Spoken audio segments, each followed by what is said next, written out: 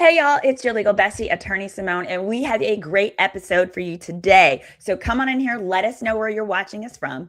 On today's episode, we are going to cover some viral legal related moments, as well as we have a written in question where a viewer has written in a question. So it's going to give us the opportunity to give her some legal advice. And it's not just me, you guys, the jury, we want you to join as well. And I have a special guest. So each week I want to feature a special guest who is a non-lawyer who also has a platform. And that way they can ask some of the questions that my lawyer mind doesn't even think about. That way it's more interactive and we can cover not just what a lawyer thinks, but also the questions that people like yourself may have. All right, so I am so excited to bring on my buddy, Ryan Holtz. Ryan, thanks so much for joining us today. Thanks for having me, Symone. Oh, this is going to be fun, nice, and messy. I almost want to publish it on Mondays going forward. So it could be like Messy Mondays. And no, that's not trademarked. So we can still use it. Yes. And don't forget, guys, if you are injured anywhere in the United States, you can call my office for a free consultation. Call 855-4-SYMONE. Give us a call before you decide or even attempt to settle with the insurance company. We would be happy to help you. All right. So let's start off first. So this clip has been going viral. Let me see. Let me add it. Here we go. Move this down. Oh, sorry. Here we go. So this clip's been going viral. So this is related to a Houston morning show host. So there are two on-air anchors that had this exchange that has some people up in arms. Obviously, it's a Black woman on the right, her colleague who is, I believe, Asian or Latino. Here's a clip. So can you hear it? Oh, we need to get that audio. Start over. Ashley this morning, but we're so grateful for the directors. Are you serious? Don't do that. Do not. Do not. They're really bad. Business line of KTRK-TV, ABC 13. Please choose this is the radio station. Hold on. Here's a clip again. I'm going to play it for you again. Hold on. For our station address. Let me start it over so you can hear it from the very beginning because people are so upset that, here we go. You need some lotion on that dry. No, you're right. Your dry legs. Yeah, they're pretty ashy this morning, but we're so grateful for the directors. Are you serious? Don't do that. Do not. Do not. They're really bad this morning. Business line of so this is working on the business line. Now, part of the whole ordeal was not only did the one anchor, the Hispanic anchor, tell the Black girl, "You are super ashy today." The cameraman then scrolls down to her ash, and that's what she's like, "Oh my gosh, you're not going to do it." Ryan, on first glance, what do you think? Listen, this is public knowledge. I've done several episodes on the aesthetics of a human body. And, one thing I always talk about is feet. And I know it's funny. It's like bringing it back to Eddie Murphy video. However, inappropriate for TV. You shouldn't really call her out like that. That being said, I think traditional media is lacking. It's going down the drain. That's why you're seeing independent media start to win. So the fact that the anchor did say that and the cameraman was kind of in sync with her to actually scroll down on it, I find hilarious. Absolutely mortifying for the guest. But that's where I would leave it. Yeah. So being a Houston girly now, I'm originally from Dallas, y'all, but living here now, I got to give you all the backstory. So the backstory is, I don't know if you've ever watched Chelsea Handler. She has a sidekick, and her sidekick is her cast member. It was Chewy, I think, was her person, and they would go back and forth and kind of taunt each other. Well, these two newscasters are actually best friends, and they joke on each other all the time. So it's recurring. This is just the one that has gone viral. The other ones probably have not. My guess is because there wasn't the racial component. Here you have a Black woman, you have this Latina woman, which if you didn't know, even many people here in Houston did not realize they're actually the best of friends. They're best friends. One of the other anchors has referenced that works with them. And it's like, actually, they're both really sweet girls. And so I think it was social media and these people that are calling in, which is what this person is asking for those to do. I am not encouraging y'all to do that because number one, it's like you said, mainstream media is boring. The news is boring. The news is boring. So you have these underlying jokes and pranks that they pull on each other. It makes it a smidge more interesting. But also, y'all, the people that are calling in, they ain't in Houston.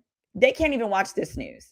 So your words don't go quite as far. But I completely, when I first watched it, it was cringe, including the comment that I made was, I said, I was like, do we need a jumper? And then someone commented below, like one of the newscasters, like, no, they're actually friends. I was like, oh, girl, because I was about to DM you and be like, we can go up there and jumper, and then I'll find a way to make it self-defense. See, this is what I call, though, I want to add something in here. This is what I call a little late to the party. And I think this is, you know, if you're, we talk a lot about culture all the time. And I mean, in the Black culture, ashy is a thing. I mean, lotion and hair care products and all. Like, if you're in that culture, it is your lived human experience. So, I mean, that's a faux pas in my household. However, the fact that, you know, again, I go back to the media where, you know, the media, the mainstream media and legacy media has been trying to like prop up these, you know, kind of costume characters as anchors and reading scripts. And this is why the general population has said,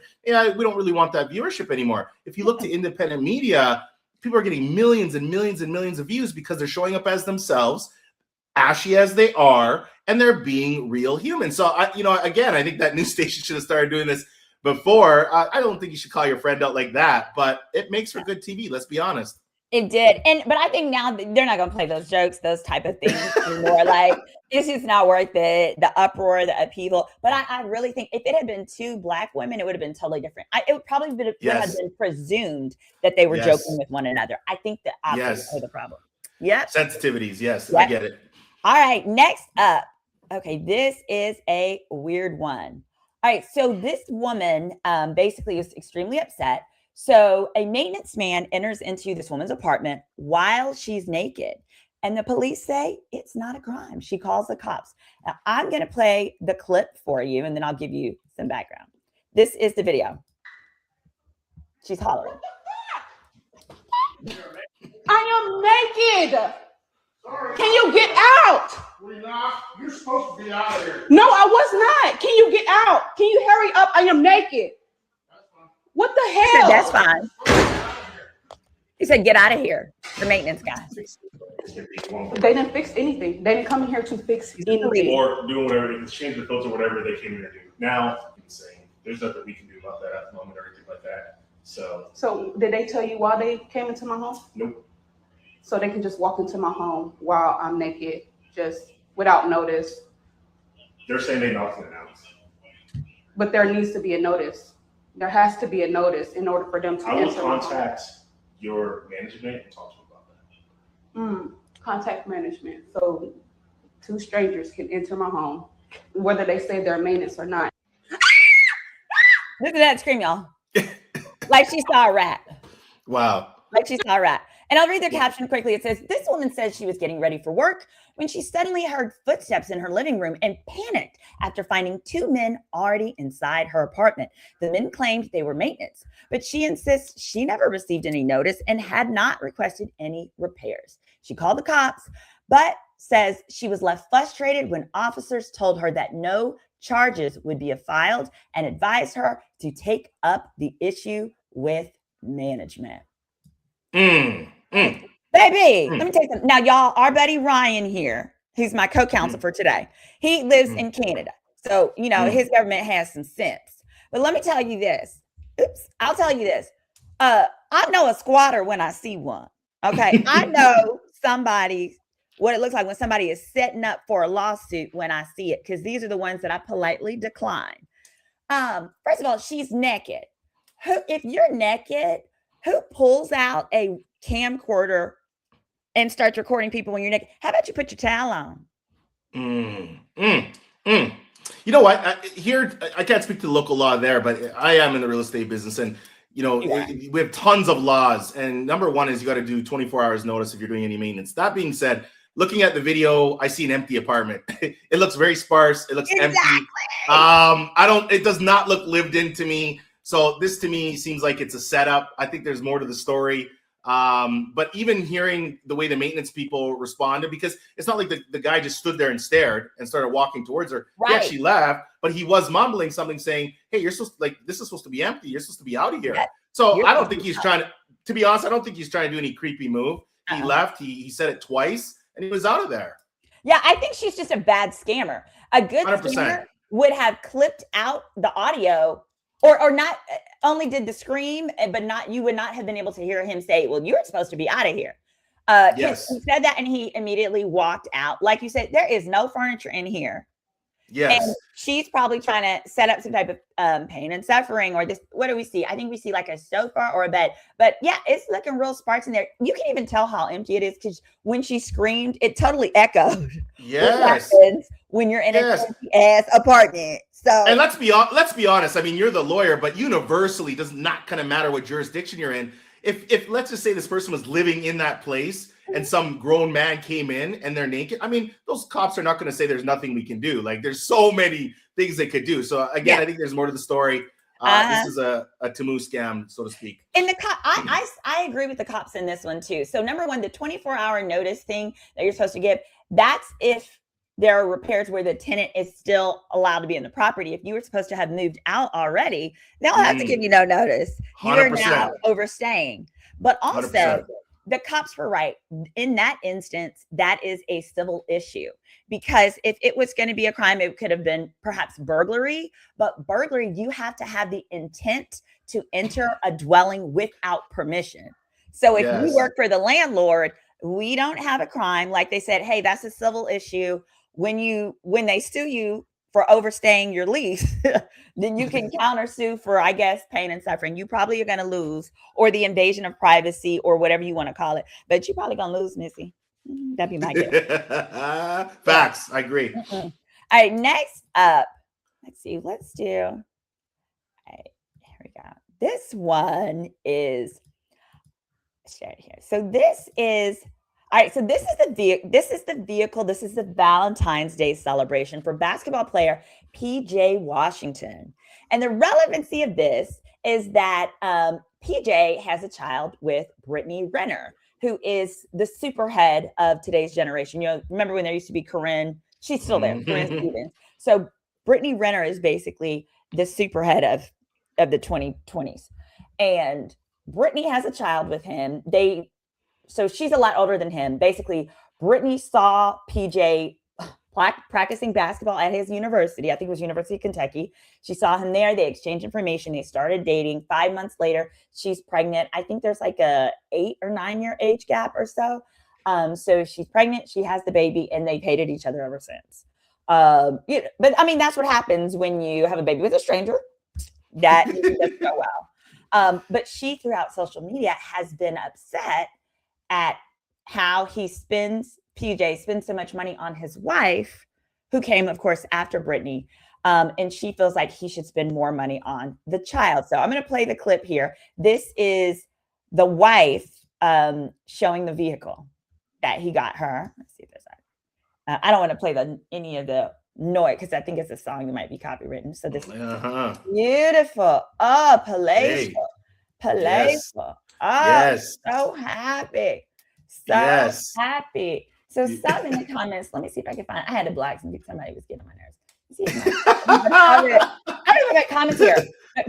Somebody said Brittany's calling. This says Brittany's calling child support in the morning and emailing them these pictures. It says, I don't care what anyone says. I hope he brings that same energy to his child, no matter who the mother is. This isn't about Brittany. This is about his child. What he's doing feels bitter. How do you spend so much money on a woman and not your child? Well, I'm glad you asked. Still water souls. Now, Ryan, do you have kiddos?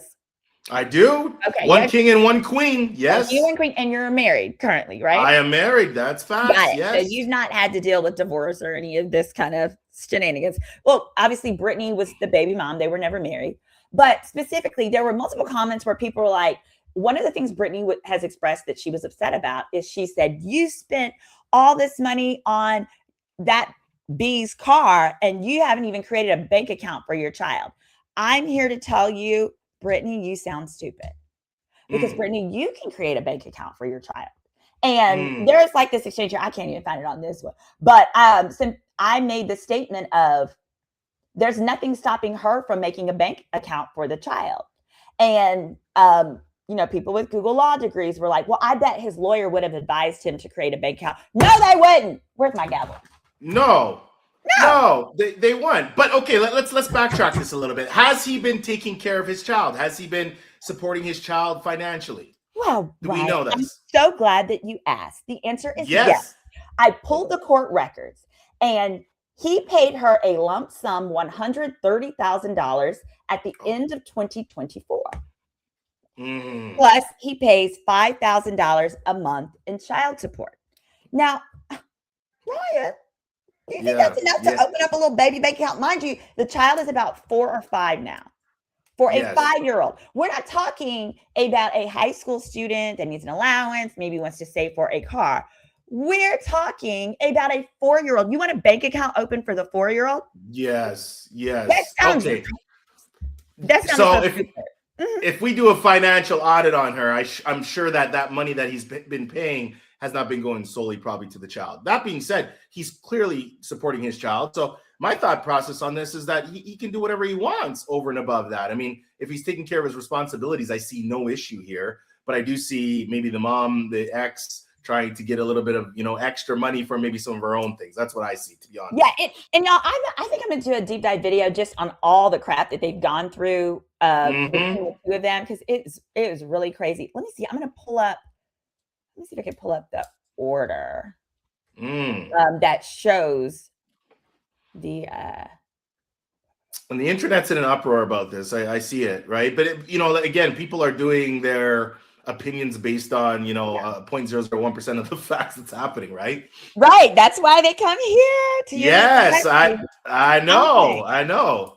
Because I like to call out a deadbeat. I'm really good at that. If you guys haven't seen, if you go into my videos, you can search the Tyrese video. I put his whole salary on the screen because he ended up having to go to jail for not paying $73,000 in back child support when he told the judge he earned $275,000 per month, but only wanted to pay $3,000 a month for his child. Which is deadbeat. And here I can speak to this too. Like I'm a dad. I'm all about taking care of my kids and financial literacy and all that. However, I was the product of a single family home with a deadbeat dad. And I literally remember my mom being able to not being able to put food on the table, and just that I did not care. So I know that aspect of it. So yes, deadbeat dads, not good. Okay, let me see. I think it is right here. Let me pull the banner off so we can see all of this. Let's take this banner off. Exchange information. Child support. Oh, because the question on the floor, guys, is should judges force parents to open bank accounts in their child's name in addition to paying child support? Because apparently people feel like he should have to do it, not Brittany.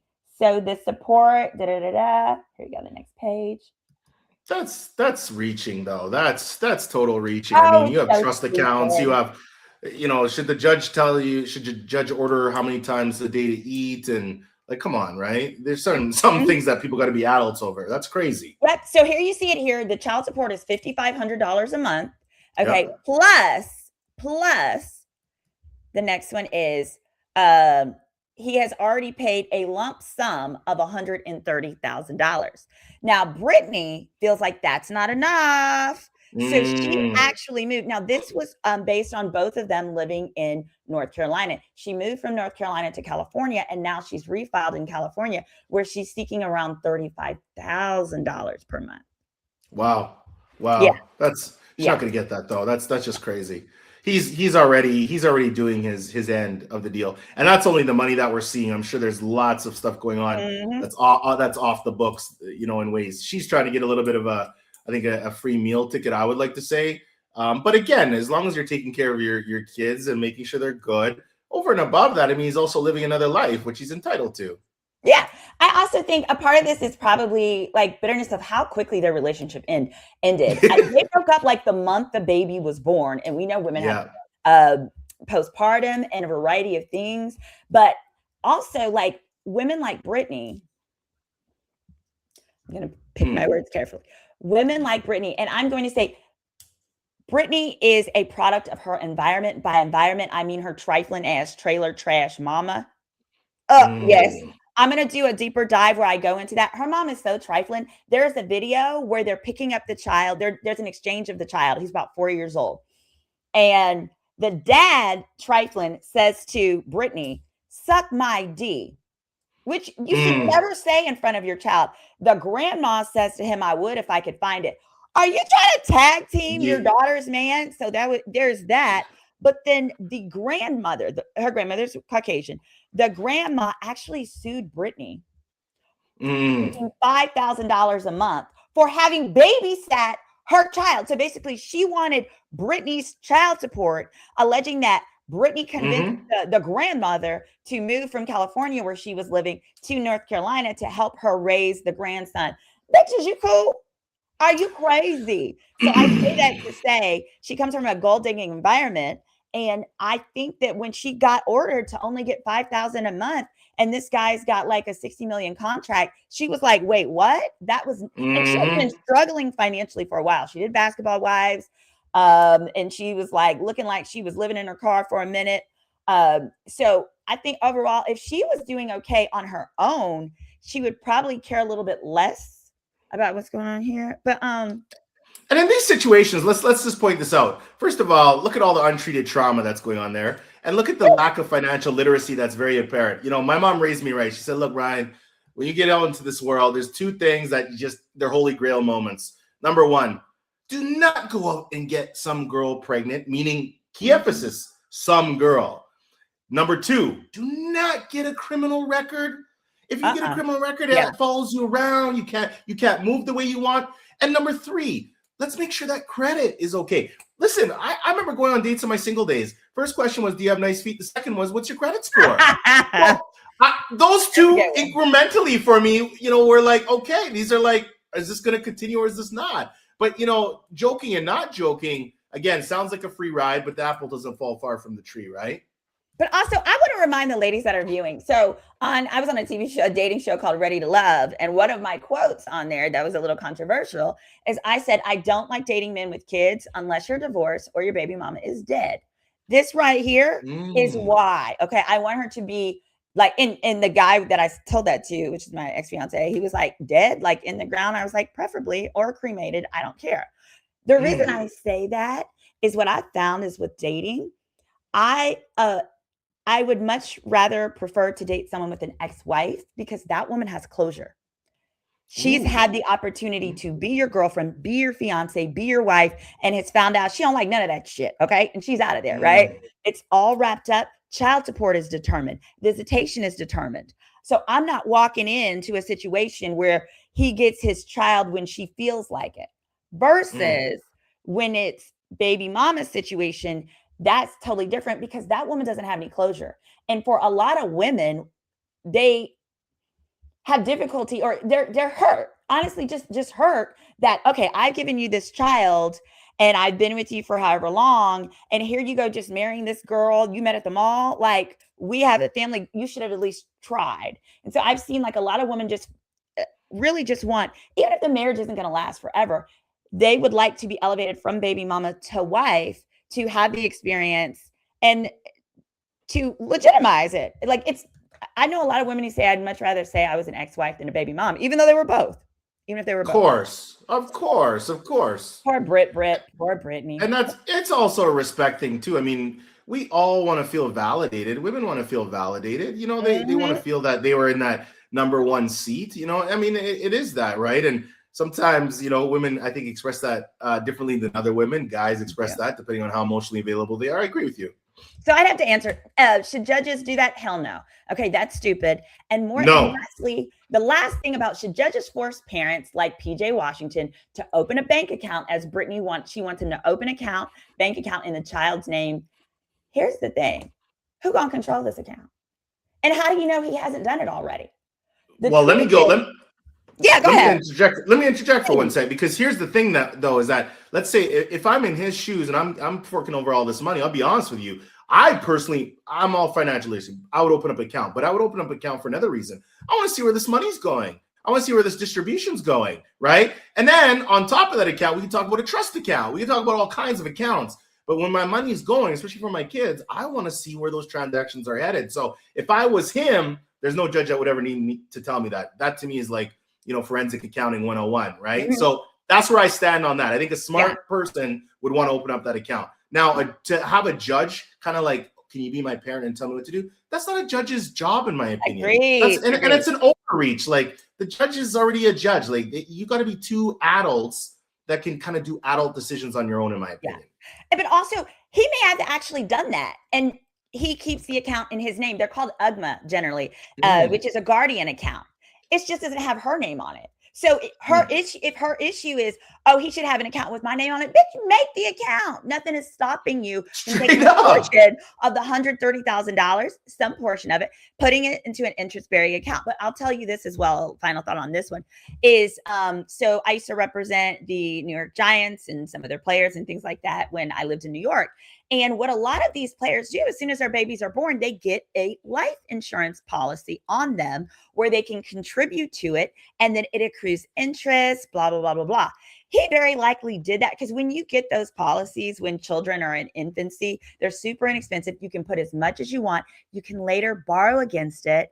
It grows. It can be used to then pay for that child to go to college. And what I like about those life insurance policies, even better than in America, we call it the 529 accounts, which are the college savings accounts.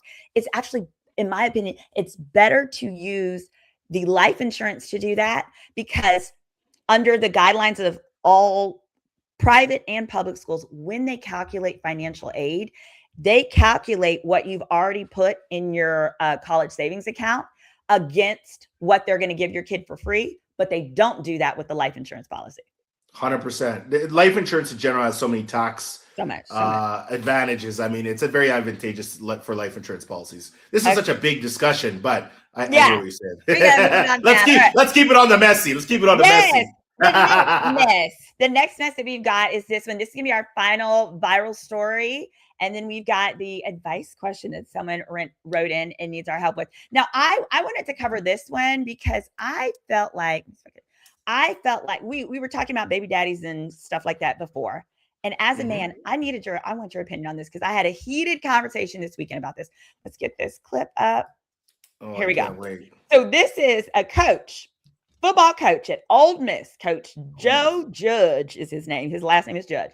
He says that expecting fathers, if you get somebody pregnant during the football season, that they should be detached. And he tells their pregnant partners, their girlfriends, their baby mamas, he said, look, players are not waking up for midnight feedings. You need to leave these men alone. They are here to win. Okay. You're going to have to just be a single mama. I'm going to play the clip. Oops, sorry. I'm going to play the clip because some people are up in arms. So he says he can be seen saying, he said that during the season, the father, quote, needs to be in another room. He needs to be attached, and he ain't waking up for midnight feedings because he has to play good football. Good run, Negro run. The remarks were made while he was speaking on team standards and player focus during the season. Social media is now reacting to the clip. And here we go. And what I say that is, you need to let him sleep. He needs to be in another room, detached. You have to explain to the mother, like, hey, listen, he ain't waking up for midnight feedings. After the season, he's full metal jacket. You can do whatever you want with him. But he can change every diaper. But in the season, he's got to have a different priority. Now, but we would have to educate. This is always a tough conversation to have. It's not a popular thing. This is the truth.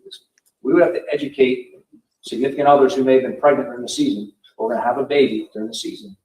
And you'd have to educate them on, you have this baby in the middle of the season. That father has to play good football. It's a day-by-day production business. He has to be ready to perform and go out there and play. And what I say that is, you need to let him sleep. He needs to be in another room, detached. You need to explain to the mother, like, hey, all right, Dad, I'm going to let you, I want to hear your opinion. Listen, Coach Judge, respectfully, as a former football player that did the whole 24-hour curfew, not releasing the chi, I'll keep it to that because we got to keep it, PG on here. 24 hours before a game, he's out of his mind and he's out of his depth. He needs to start training and speaking to his players about being a citizen, about being a human, about being a dad, about being a person. Because first of all, if you're playing football and running around getting girls pregnant, you're not really focused on football and you're not really focused on life. And the reality is that football has a very short lifespan. Whereas, after that game is done, that he played good, he still has a baby and a mom and a honey bunny that need him. So he needs to zip it up prior to getting anybody pregnant while he's playing football. That is the main conversation. Mr. Joe Judge isn't handling his business off the field. He's just focused on the field. But I digress. So I'm gonna let y'all know I'm a girl's girl. And as a girl's girl, I am one who I believe that with women, we need to empower ourselves with making good, informed choices. I'm gonna say number one, I did some research on this. I agree with him now that players are getting paid. This needs to be looked at as a job. One of my friend's sons earns $500,000 a year from his school and all that he got. $500,000. So no. He shouldn't be waking up and doing the things that are make him not make up $500,000 at 19. Is you cool? Are you crazy? Others are making $50,000 a year. This is a job. And if you are upset that he's not as participatory, then what it sounds like is the two of y'all before y'all decided to have this baby, y'all should have talked about what's that's going to look like. But I also believe that paying players is a new thing. So historically, the NCAA has structured it so that you don't consider players employees because then they'd have to treat them right. They really are in this instance. And when you've got at 19 years old, $50,000 on the line, plus of course your education, baby, y'all might have to get together and use some of that $50,000 and get a nanny. Okay. If you need help.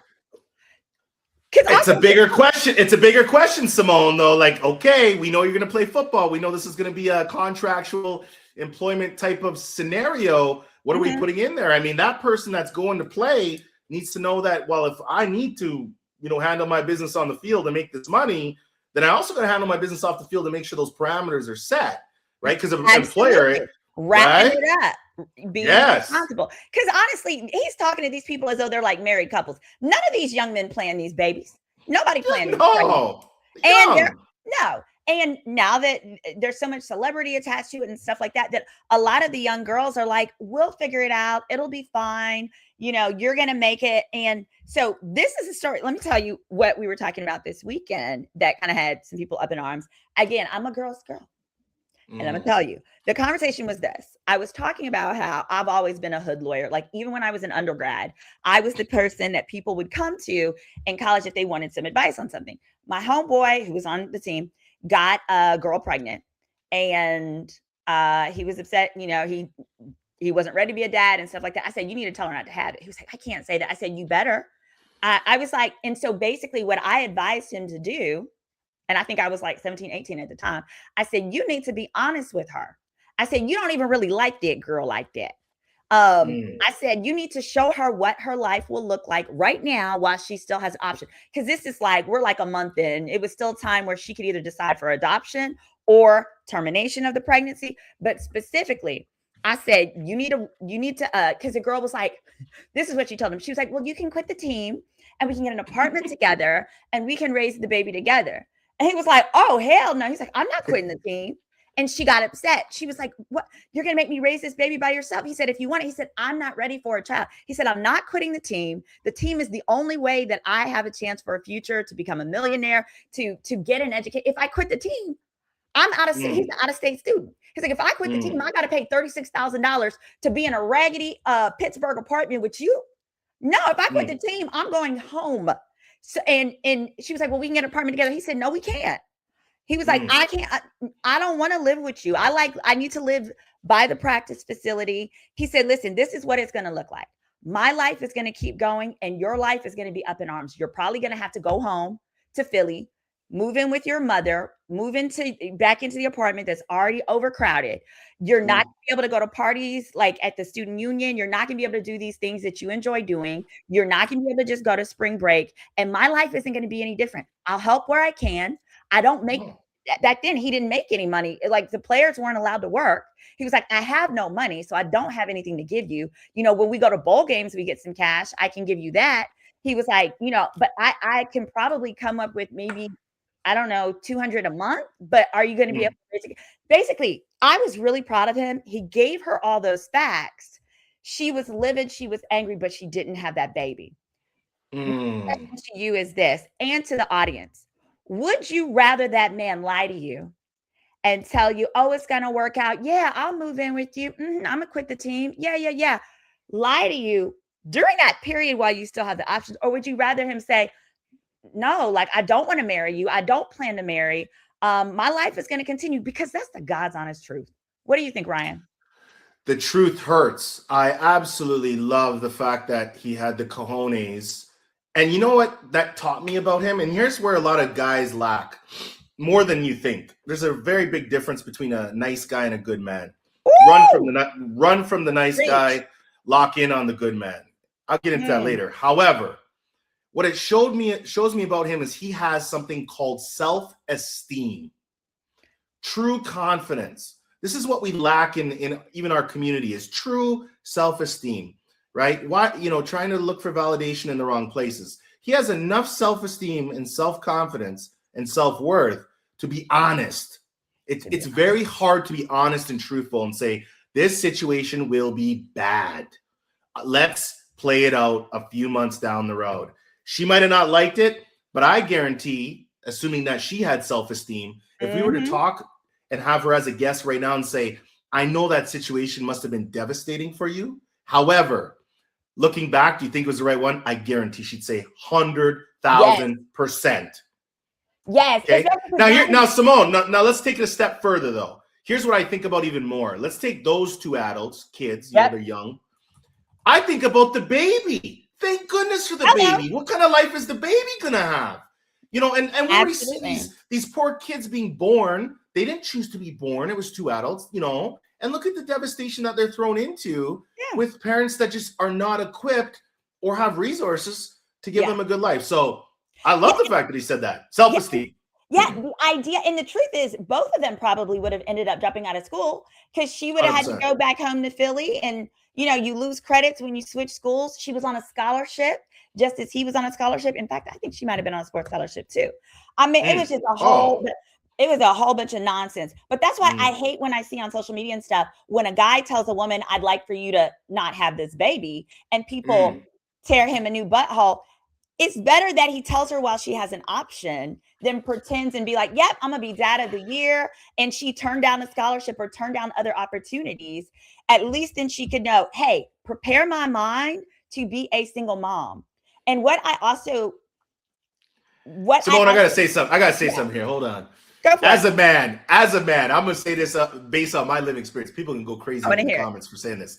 But I'm going to be honest, because I'm going to keep it 100. It is incredible. I always said this growing up. If you give a woman one rose, she will give you 10.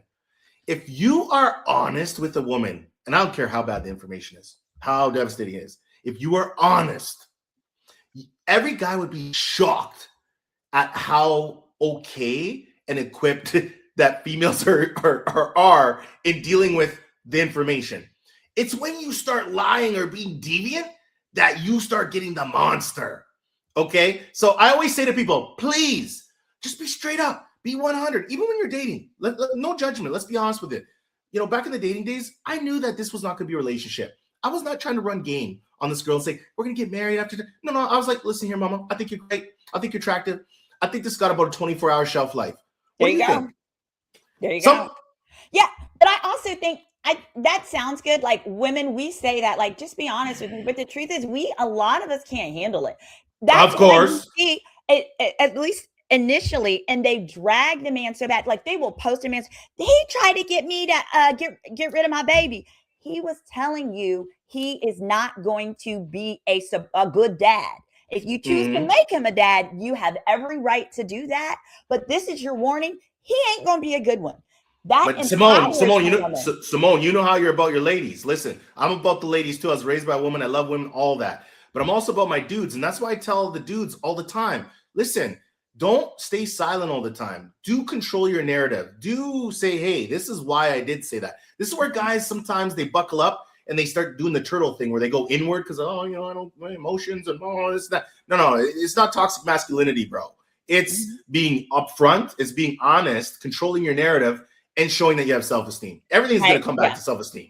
And that's why there's a very narrow group of men who would have the balls to say what my friend said, to be upfront like that, right? Most men want a short-term solution to a long-term problem. They would rather not be mad at them today and deal with the baby for 18 years than say the hard stuff, which is the craziest thing. So I wish more men would just hey, rip the Band-Aid off. Tell me what I need to know so I can make an informed decision. So, and I just want to be clear. I'm not saying that them saying, I don't want to participate, I don't want this kid is okay. No, I'm not saying that at all. You need to be responsible now that you wanted to lay down and have sex. Yes, now you need to be responsible. But what I am saying is that two things equal. It's better to tell the girl if she's going to become a single mom, tell her while she has an option.